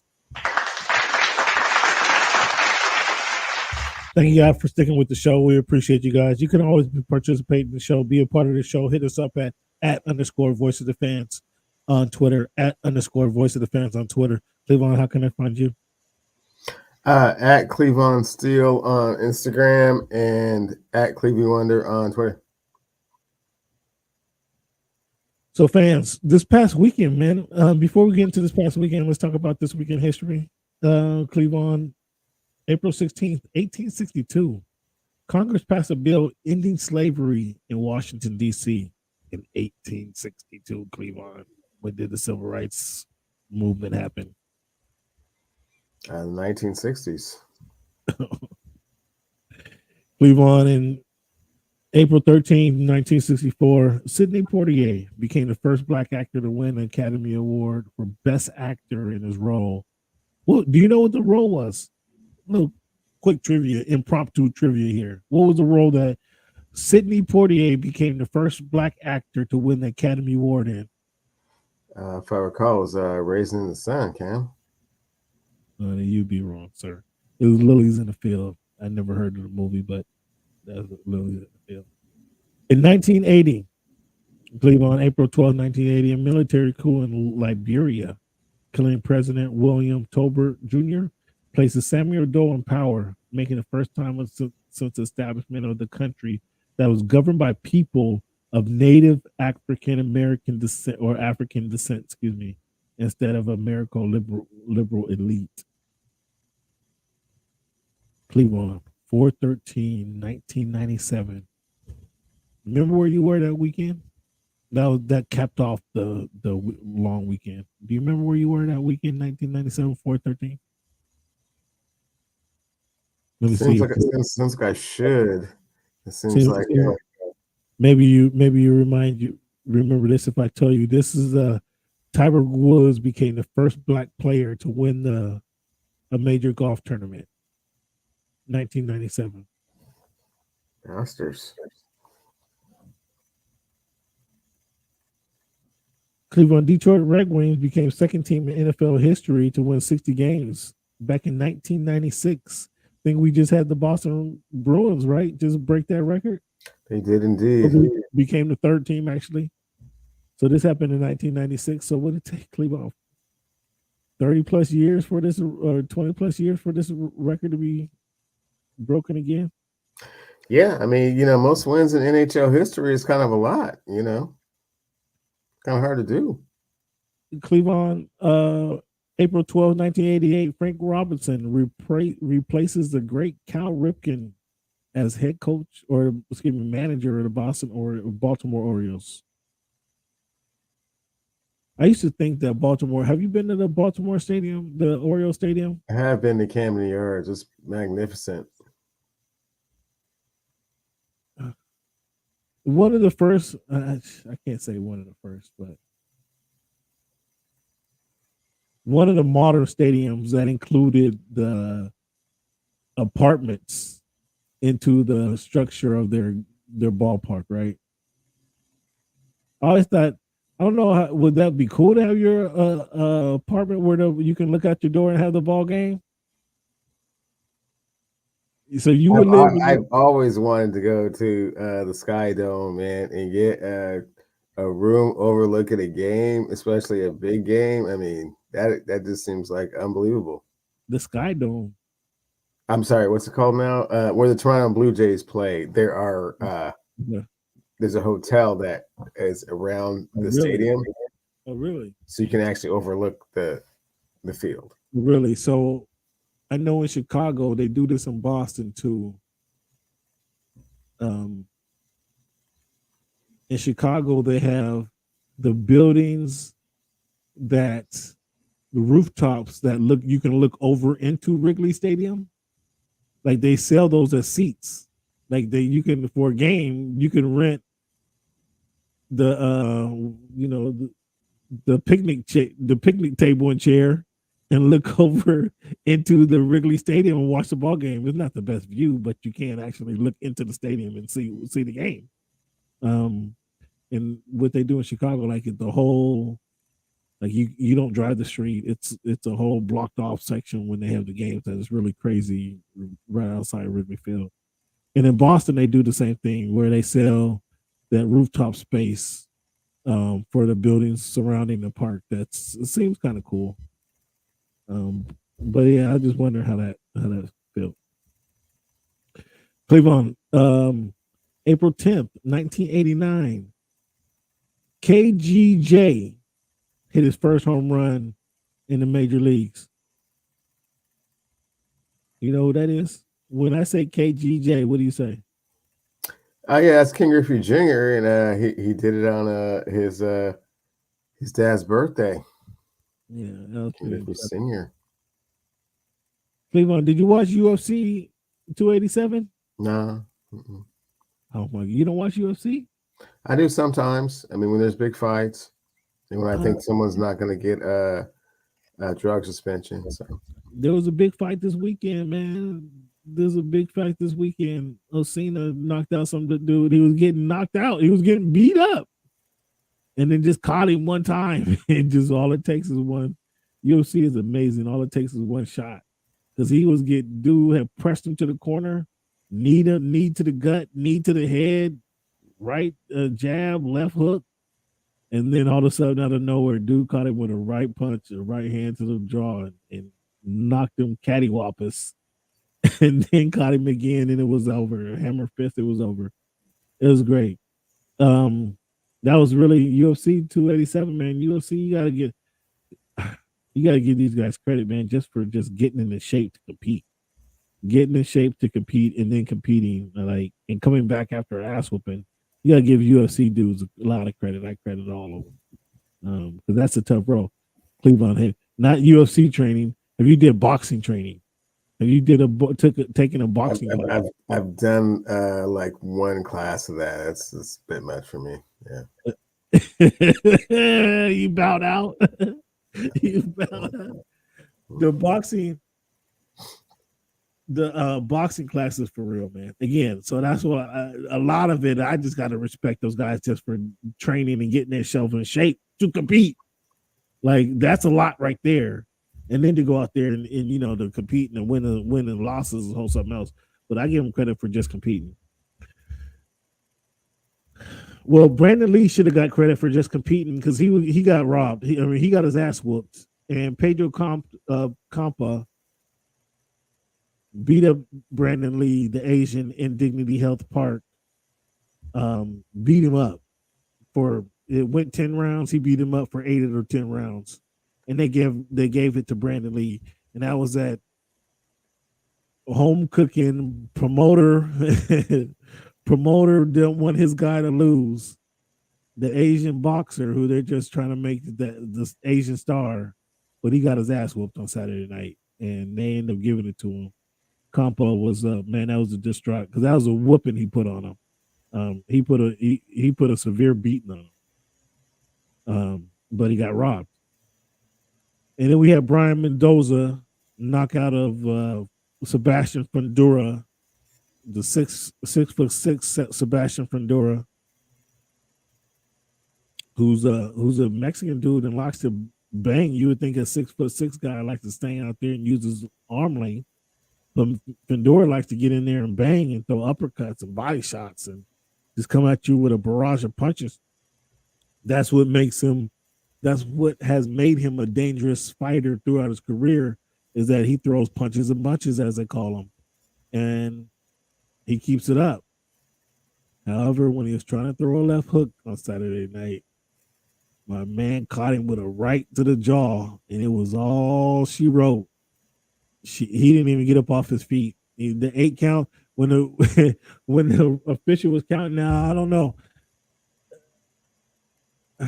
Again, I give the guys a lot of credit for just getting in there and fighting and competing. But once he got knocked out, he got caught flush. Boom, right on the jaw, right on the chin. And he sat there, Cleavon. And the ref gave him, okay, 1, 2, 3. He looks at him at 6. And Fedora's like, at 6? No, I just can't. He just looked at it. It looked like he tried. He wanted to get up, but his body was like, "No, stay down. Just stay right here, buddy." And he didn't move. Now, I mean, only he could tell us how hurt he really was, or could he have gotten up? But it didn't look like he made an all-out effort to get up, and I was kind of disappointed by that. But it was a convincing knockdown by Mendoza, who should have. Nobody expected Mendoza to win that fight. It was an interim championship. It was for an interim championship if I remember correctly. But nobody expected Fedor to lose the fight. Nobody expected Mendoza to win the fight, and Mendoza just caught him. Just as Fedor was trying to throw uppercut, Mendoza caught him right on the chin with a right punch, and dropped him. And again, he didn't even get up. He didn't get up. He didn't take an 8 count. That's how bad it was. He didn't get up. A couple monsters in New York on Top Rank. Keyshawn Davis. If you ever heard of him, look him up. Keyshawn Davis is a beast. Young dude, 135 level. This is why Spence and Crawford, like, that needs to happen this year, because they're not gonna. Neither one of them, those guys are gonna hold the crown very long. Because Bruce Ennis gets his shot at it, or Keyshawn Davis gets their shot at it, one of these guys are taking it away from one of those guys, the older guys, if you will. Keyshawn Davis, you better keep an eye out on him. Go watch YouTube. The dude is ferocious, and he's pinpoint accurate.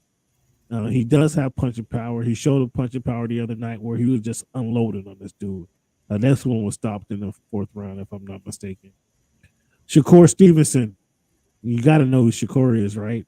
He put on a show in Newark, his hometown. Like, boxers just don't want to fight Shakur. Shakur, like, you got to think of Shakur like most of you guys who watch the show know. I think of Floyd Mayweather. But Floyd Mayweather whole concept was not get hit and outpoint your opponent. Not get hit and outpoint your opponent. So his defense was exquisite, right? And you didn't see him getting in too many brawls, and he'll tell you, I don't want to get in a brawl. I don't want what I want to get in a brawl for. Mayweather will tell you this. What do I want to get in a brawl for? So you can enjoy it. You guys can clap at home. And then meanwhile, I'm getting knocked around and going crazy and taking years off my life. I don't want to get in a brawl. I don't want to get hit, and I'm gonna outpoint my opponent. Period. That's boxing. That's how I'm gonna win. That's how I'm making a bunch of money. Shakur Stevenson says, I don't want to get hit, but I want to hit you. So it's not the Mayweather approach where hit, not get hit. He says, I want to inflict some damage.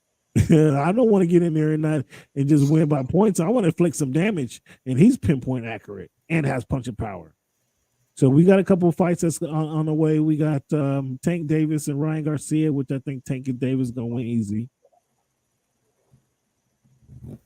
But that's going to say one of those guys is going to have to line up against Tank Davis or Ryan Garcia. One of them going to have to line up one day against Shakur Stevenson, and neither one of those guys can beat Shakur. Devin Haney is going to fight Lomachenko here within about 3 weeks. I think Lomachenko is about 2 years late on this move right here. Lomachenko, at the time, he had the championship. He had 4 belts. He didn't want to give up-and-comer Devin Haney a chance at the title. And partially because he's bigger than Haney. Or excuse me, Haney is bigger than him. Haney's a young guy. Haney's an up-and-comer. He didn't have a belt at the time. So Haney's like, or not Haney, but Lomachenko's like, why would I fight him? He don't have a belt. I want to fight people for championships. Again, when you have a belt, you can make those kind of moves. Well, he ends up losing his belt to the Irishman, who then Australian, I think he was the Australian. I forget his name, but Devin Haney went out and destroyed dude. He destroyed dude in Australia. Went back to Australia, destroyed him again. So now he has the belts, and he's going to be fighting Lomachenko now. This is more of I don't think Devin Haney's stature is going to climb any, but this is more of you should have fought me when you had the chance.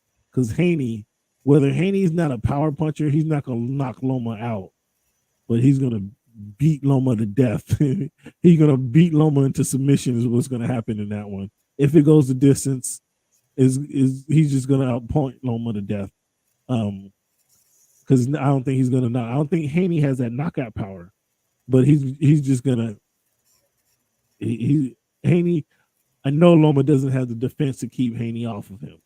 So it's just going to be, that's how Haney's just going to overwhelm him. That's what I expect in that fight. So boxing has a resurgence where we got a lot of fights coming up this summer to kind of keep me interested until we get that one that we want. And we all know what that one is. Spence Crawford needs to happen by the end of the year because Boots Ennis, Keyshawn Davis coming in that 135 pound category. So those guys are going to have to decide something. Whether it's at 140, 147, wherever they're at, because these young guys are going to come for them. I'm telling you. Cleavon, I mentioned it earlier. Tiger Woods at the Masters. He withdrew from Sunday. I'm not a big fan of the quitting, but he withdrew from Sunday just so he's having a tough time getting around Cleavon. So that was ugly. I don't know how much of that you saw, but that was ugly to see Tiger in that shape right there. And that brought to mind Cleavon, seeing him kind of hobble around to try to get to his ball, to get the right club to then get to his ball. Made me think about some of the worst fall-offs in sports. Like the year Peyton Manning came back. And they won the Super Bowl, but we know they won the Super Bowl on their defense because Peyton couldn't throw that second half of the season. He couldn't throw 15 yards down the field, right? You remember that? Vin Baker, when he had his problems in Seattle and then ended up going to Milwaukee and just could never get right. Vin had all the talent in the world, just didn't materialize, right? And a guy like Albert Hainsworth, once he got the big deal from Washington, he just kind of disappeared on us. So it's funny how a big guy, 6'6", 300 pounds, disappears, but he sure did. Cleavon, what are some of the biggest, worst fall-offs in sports that you can recall? You know, Cam, as far as fall-offs are concerned, boxing is always the worst, right? Because they always are trying to live off of past glory, and they get in incredible shape, and they have incredible heart, but their heart just won't will them to do what their mind, their reflexes can. So I've seen Ken Norton get beat to death. I've seen Ray Leonard get beat to death. I've seen Roy Jones Jr. get beat to death. So boxing is probably the worst example of that. I've seen Warren Moon hold the ball a little bit too long. I've seen Franco Harris not be able to juke and cut like he used to. Frank was running out of bounds. Yeah, I've seen Corey Dillon try and shift it up to fifth gear and just getting the second. I've seen some players kind of like, ooh, wow, yeah, not quite who you used to be. So there are examples of that. They're always sad. I watched Emmitt Smith get his shoulder separated by Roy Williams. That was one of the coldest things I've ever seen. It was in Texas Stadium, and he was walked off holding his shoulder like the Gooch had just beat him up in the parking lot. It was bad. So I've seen some like, oh, that's terrible, but please don't show that again type moments in sports. So which would be the worst? Yeah, Roy just lost over the weekend. He was one of the worst. I think probably the worst would be when honestly when Jerry Cooney beat up Ken Norton and like he was just slumped in the corner, just getting pummeled. This left, right, left, right, left, right. It was like, wow, please stop that from happening. Yeah, that's surprising. Did you see Air? Did you go see Air over the weekend, Cleveland? All right, Cleveland, we got some Major League Baseball to talk about. Are your Mariners 500? Nope, nothing to talk about here. This was the one. Are they? Do I need to carve out a segment for them or not? Don't look like I need to. Huh? Not quite just yet. It's been a little bit of a rocky start, and then they were up 7-1 today, and ended up losing 14-9. So not good. Ooh, no defense. All right, Cleveland. So we got a couple streaks that we need to keep the fans aware of. We got, what's the most impressive streak, Cleveland? Is it the Jordan Walker's 10-game hit streak to start the season? These are the first 10 games of his major league career. This isn't the first 10 games of his of the season. This is the first 10 games of his career. Is that more impressive than the Rays starting off at 10-0? Very much so. The Rays is a team, collective effort. I mean, playing baseball, you only get up, once every 9 at bats. So, yeah, that's way more impressive. And what's your takeaways from? What's your early takeaways of the Major League Baseball season? I like the pace of the games. I think for now the